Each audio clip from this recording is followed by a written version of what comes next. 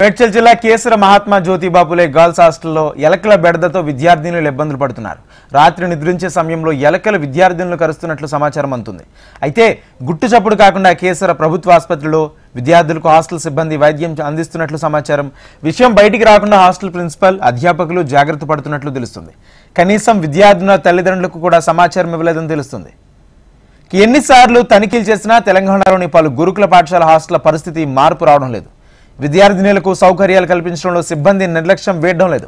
ఒకవైపు ప్రభుత్వం విద్యకు, వైద్యానికి తమ మొదటి ప్రాధాన్యత అని చెప్పినా అది ఆచరణలో ఎక్కడా కనిపించడం లేదు. ఇప్పటికే తెలంగాణలో పలు గురుకుల పాఠశాల హాస్టల్లో ఫుడ్ పాయిజన్ జరిగి విద్యార్థులు ఆసుపత్రి పాలవుతున్నారు. దీనిపై సీఎం సహా ప్రభుత్వ పెద్దలు సీరియస్ అయ్యారు. అన్ని గురుకుల హాస్టల్లో సౌకర్యాలు కల్పించాలని ఆదేశాలు ఇచ్చారు. జిల్లా కలెక్టర్లు కూడా తనిఖీలు నిర్వహిస్తున్నారు. అయినా పలు గురుకుల పాఠశాల హాస్టల్ సిబ్బందిలో మాత్రం చలనం రావడం లేదు. ఇదే అంశానికి సంబంధించి పూర్తి సమాచారం మా ప్రతినిధి రమణ అందిస్తారు. రమణ, చెప్పండి, మొత్తంగా తెలంగాణ వ్యాప్తంగా గురుకులలో, హాస్టల్స్లో అనేక సమస్యలు ప్రతిరోజు ఏదో చోట ఏదో ప్రాంతంలో ఆ సమస్య బయటపడుతున్నాయి. ప్రభుత్వం ఎంత సీరియస్గా ఉన్నా అధికారులు ఎందుకు మార్పు రావడం లేదు, ఎందుకు చూసి చూడనట్లుగా వ్యవహరిస్తున్నారు? అన్నట్టు చాలా రోజులుగా అయితే ప్రస్తుతం గురుకులాల్లో ఈ సమస్యలు అనేటివి ఒక పెద్ద హాట్ టాపిక్ మారి చెప్పాలి. రాజకీయంగా కూడా తీవ్ర విమానం చెప్తోంది. చాలా అంటే దీన్ని విపక్షాలు తప్పుపడుతూ ధర్నాలు దిగడాలు కావచ్చు, మిగతా కార్యక్రమాలు చేయడం అనేది కూడా ప్రస్తుతం మనం చూస్తున్నాం. అసెంబ్లీ సమావేశంలో కూడా ఈ టాపిక్ హాట్ టాపిక్ గా మారుతుంది.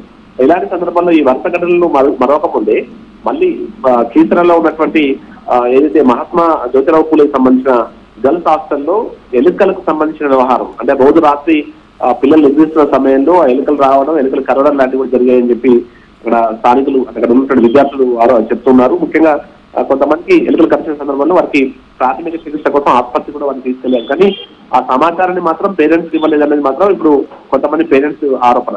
ఏదేమైనా చాలా రోజులుగా ఇక్కడ ఈ సమస్య ఉన్నట్టుగా చెప్తున్నారు. అంటే ఎలుకలు కూడా సంచరించే విధంగా ఉన్నదంటే అక్కడ పరిశుభ్రత విషయంలో జాగ్రత్తలు తీసుకోకపోవడం మూలంగానే ఇలాంటి సమస్యలు నెలకొంటాయంటే మనం భావించాల్సి ఉంటుంది.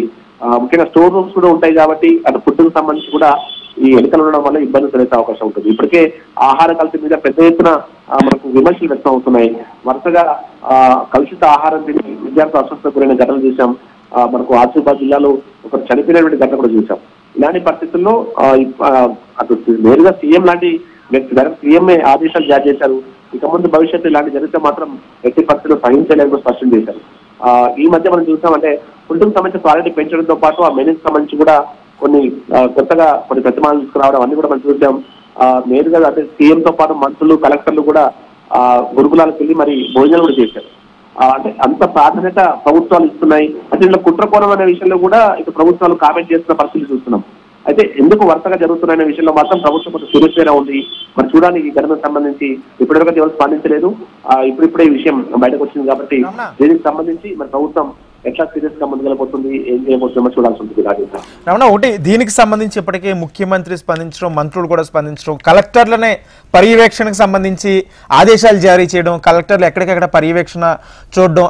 కానీ ఇన్ని జరుగుతున్నా హాస్టల్లో ఉన్న సిబ్బంది కానీ లేకపోతే గురుకులాల్లో ఇంటర్నల్గా ఉన్న సిబ్బంది కానీ ఎందుకు వాళ్ళు చాలా నిర్లక్ష్య ధోరణితో వ్యవహరిస్తున్న తీరు అంటే ఏమనుకోవచ్చు? ఒక పక్క కుట్ర జరుగుతుందని అధికార పార్టీ నేతలు కూడా అక్కడక్కడ వ్యాఖ్యలు చేస్తున్న నేపథ్యంలో ఇటువంటి ఘటనలు ఆ వ్యాఖ్యలు కాస్త బలం చేకూరేలాగే కనిపిస్తున్నాయి.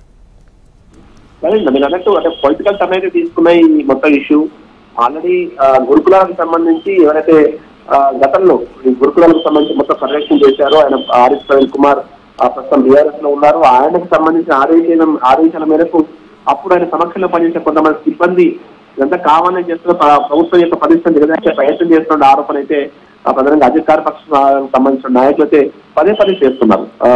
దానికంటే ఆద్యం పోస్తూ చాలా వరుసగా ఘటన జరుగుతుండడం మాత్రం కొంత అనుమానం సాధిస్తుంది. ప్రభుత్వం కూడా సీరియస్ గానే ముందు వెళ్తున్న క్రమంలో దీనికి సంబంధించి పూర్తి స్థాయి విచారణకు కూడా ఆదేశించే అవకాశాలు లేకపోలేదు. ఆల్రెడీ ప్రభుత్వం కూడా సీరియస్ గా ఈ విషయంలో ఆలోచిస్తున్నట్టుగా తెలుస్తుంది.